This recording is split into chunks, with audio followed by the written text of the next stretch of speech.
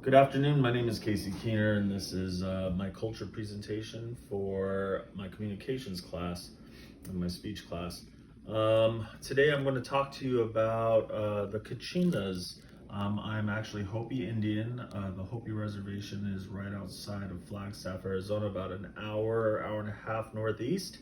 And one of the very important parts of our culture that not only ties into culture but the religion as well is the Hopi Kachina. And what the Hopi Kachina is it's a spiritual, for lack of a better term, maybe just to help you understand it more, think of it as kind of like an angel type. It is a spiritual go-between between the people of the tribe and the our God, our Dewa. We don't really have a God, we have some deities, our Dewa.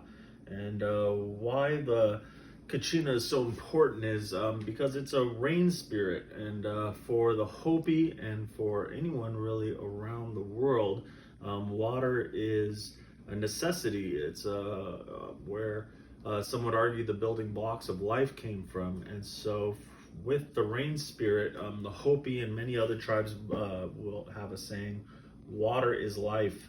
And that is a very integral thing. So when we, the Hopi, ask for the Kachinas to intercede for us and bring rain, we have a kind of more of a global view. The Hopi are very spiritual people with a very global view on what they ask for. And so they're not asking for rain and water just for them, but for everyone. For us, for the Hopi as well, the Kachinas are very interesting. They actually have a place where we can trace them to. Their home is in the San Francisco Mountains in Arizona, and up in the San Francisco Peaks. And the Kachinas are represented by many different things. But before I get into that, one of the important things to understand is that for the Hopi, the Kachinas aren't just a doll, not just a painting, not just something that they pray to. They believe that they can see them and that they are a physical thing. And when they do the dances and they dress up as the Kachinas, and when they create the dolls, which I'm going to touch on here in a minute, it is kind of a way of, I'm trying to really think of honoring is the best way to put it, of honoring the Kachina and asking them once again to intercede with water and with also with entertainment and hope and belief, belief for things better, not just for the Hopi but for the world. The Kachinas are represented in dance and costume. We do that in religious and also we have two types of dances, religious and kind of communal dances, non-religious dances or social dances. So they are represented in those dances. They are also represented in doll form. This is a very large Kachina doll. And that you can see, I believe, is a corn maiden. This is a really large one. You don't see these very often.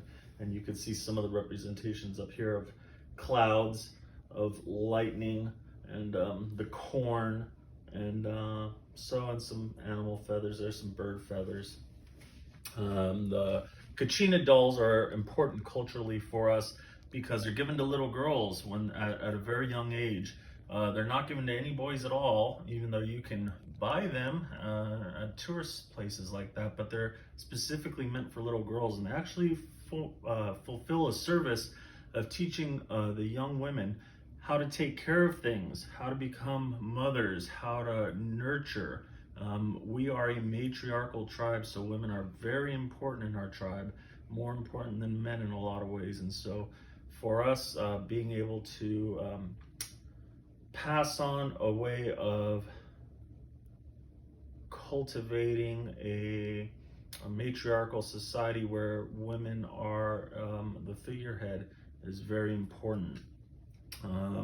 The pigments traditionally were used by earth materials, were created with earth materials.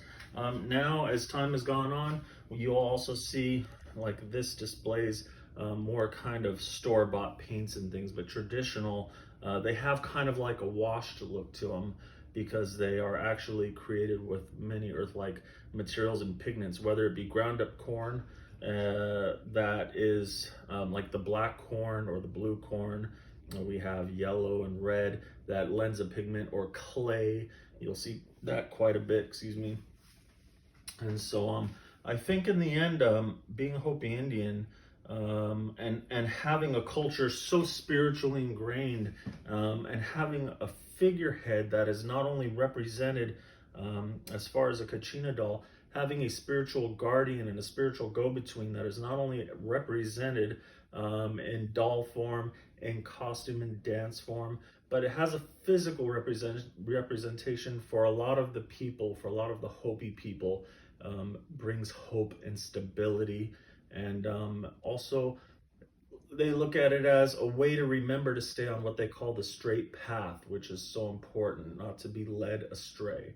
So for the Hopi, having the Kachina there as a deity, something that's alive and breathing, for them, it is it's an integral part of their culture and an integral part of their land and where they come from. They actually have a home that they can trace back, and that is all encompassing for the Hopi, and for the pride of where they stay at, and for the blessings that they believe they receive from the Kachinas. So I hope you all enjoyed that. If you would like to learn more, there's a couple of great books that I have.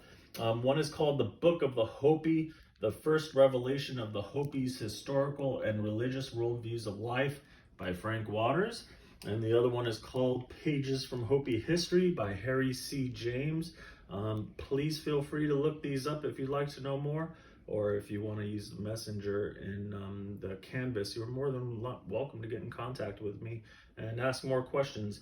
I really appreciate you taking the time to learn more about my culture, and I look forward to learning more about yours. Thank you.